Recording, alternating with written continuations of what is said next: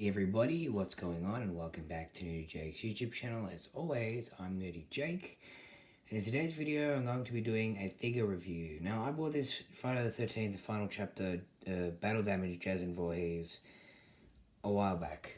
I think in October of 2025, so quite a while back, but I just have not done any sort of video review of it because I was hoping to get some more horror figures.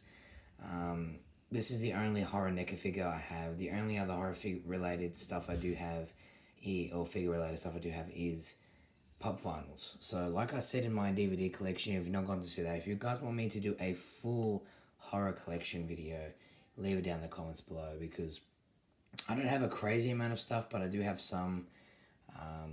This is my only horror figure, and I'm hoping to change that in 2026.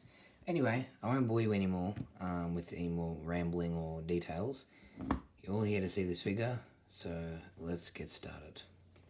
I bought this from a Facebook Marketplace listing. They wanted $50 for it, and I've seen these go for like $200 or $300. That's Australian dollars. So, yeah. 2012, I'm pretty sure the figure came out. This is, of course, a battle damaged version. I do love the packaging. So yeah, this was sealed and everything, but I am not an inbox collector. I know a lot of inbox collectors are probably cringing at me right now. And I don't care, because I am not an inbox collector. I do not collect anything inbox. I do not care how valuable or how rare it is. I don't collect things for value. I don't collect things because they're going to be worth $1,000 one day. I just collect things because I'm a nerd and I'm passionate about stuff. And yeah, it also wouldn't have made sense to have him in the box because I don't have any other figures in box. So yeah, cracked them open, but this was sealed when I bought it. So yeah, but you're not here to see packaging, you're here to see the figure, which is why another reason I take things out of the box, because I want the figure, not the plastic or cardboard that it comes in. I want the figure itself. So here he is. This is Jason Voorhees from Friday the 13th, the final chapter. Now, I don't know how well the camera's picking up the blood effect on the machete here, but this is how the machete comes. And oh my goodness, what I really love about NECA, and I understand this is why they're very expensive figures as well, is that the figures themselves are really, really well sculpted, really, really well painted, and I just really enjoy the sort of realism that they give to these figures. I think it really, really adds an effect. Doesn't matter what kind of effect it is, they just always have a really good one. So I'll give you guys a close look at the machete here. Unfortunately, mine had a little bit of scuffing here on the handle, which is always a bit of a shame, but yeah, take a look at that. Look at the way that actually glistens in the light. That is really, really detailed machete. We'll get into all these accessories and stuff a little bit later. Well, we already saw the machete, but it comes with a few accessories. But yeah, so here's the figure itself in all its glory. Awesome figure. Love all the blood splatter and blood stains on the clothing. I think that they did that really well. They definitely painted that on really well.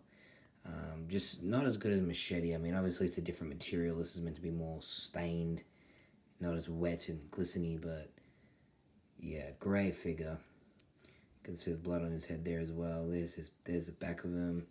Of course, you got that sort of creepy, distorted hunchback sort of look, which is always was nice. Articulation wise, I mean, 2012 NECA, you're not going to really expect too much of it. Does not have anything double jointed, no double jointed elbows, but his elbows do bend. His arms go out about that far. They do go all the way 360, and he also does have swivel at his wrists. Same with the other arm. He doesn't include any other, like, no interchangeable heads or hands, so this is just how he comes. This is straight off the card. So yeah, nothing too fancy with this figure, really. Love the mask, of course. It's got that awesome blood splatter there from when he gets hit in the head with the axe. You can see the actual wound from, you got the battle damage bloody mask, and then you can also see the gash in his head there from where he got hit in the head with the axe, which is awesome. Waist articulation, it's kind of, I don't know, it feels like if you move it around too much of the waist, it'll just snap. But his waist does move. Hips, iron drop down hips. There's nothing really going on too much with the hips. His legs do kick out about that far on both sides. As you can see, his legs do go forwards about that far. That's as far forward as I'll go. They don't really go back because it's got this piece here. Knees bend. Not double jointed, so you're not going to get the greatest of articulation, but considering it's an old NECA figure, it's pretty good articulation. Boots do swivel slightly, not crazy, but very slightly. You don't have a thigh swivel, but you do have knee swivel, so the knees do swivel around. And then head articulation is pretty basic, left and right. He can look up about that far, down about that far. So, and then of course it just spins left and right. I think he's kind of meant to have ab crunch in there, and I can sort of feel it, but it doesn't really do all that much, really. But yeah, the figure itself is a really cool sculpt and mold. Now to the moment of truth, and what a lot of people will probably click on this video for, to see if the mask is removable. And yes, it is. And there is Mr. Voorhees. I love this face sculpt. It is just, I don't know how well the camera's picking it up, but it is incredible. Like, I don't know if you can see in the light, but like his actual eye like glistens in his tongue, and like even the blood on his head, it just looks so raw and real, and it just glistens, and it's just so nice. And of course he's got a slit in his head, because that's where you get the machete. You stick it in his head like that. How cool is that? That is really cool. That is so disturbing, and I love everything about it. It's so freaky and awesome. If I at some point I'm probably going to get another Jason Voorhees NECA figure, because he's my favorite character in horror. Michael, Jason, and Freddy are my 3 favorite 80 slashers. So yeah, Michael was my first ever like horror character that I really fell in love with, but Jason Voorhees is of course the boss and a beast. So I would love to get a Michael Myers NECA figure, especially the Halloween 2018 one. I think it's called the Ultimate Edition or something. The one with the Judith Meyer headstone, the glowing lantern. I think it's got like interchangeable hands. Yeah. Anyway, that's one of the ones I would like to get to add to the collection eventually at some point. But yeah, awesome figure. Absolutely love the detail. All right, now we're gonna get into a little bit of his accessories. Now, he doesn't come with a crazy amount of accessories. We've already seen a couple of accessories. Obviously, you can consider his mask an accessory, which mask itself is actually really cool. Yeah, pretty detailed. I would have preferred it if it was a little more worn, but I mean, you can't get any more worn than that.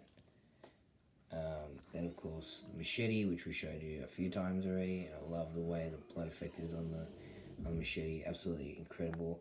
And then he also comes with an axe, double-headed axe, which he actually can't really hold this all that well.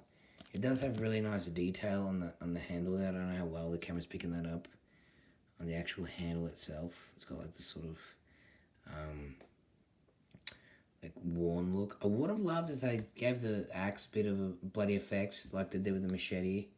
That would have been really nice, but unfortunately they didn't. So, but I mean, nothing a little bit of a paint can't fix, especially that I paint Warhammer miniatures. So yeah. Anyway, it does go in his hand, but it fits in there really loosely. Like it doesn't really stay. You can get it to stay, but it's not like the machete actually fits in there nice and snug. But you can get him to hold the axe. It would have been nice if they did also make a bit of a deeper slit in the top of the head too, so that you could also fit the axe in there if you wanted to as well. And I guess you could kinda, yeah, you can. You can also fit the axe in the side of the head too, so you can choose between the machete and the axe.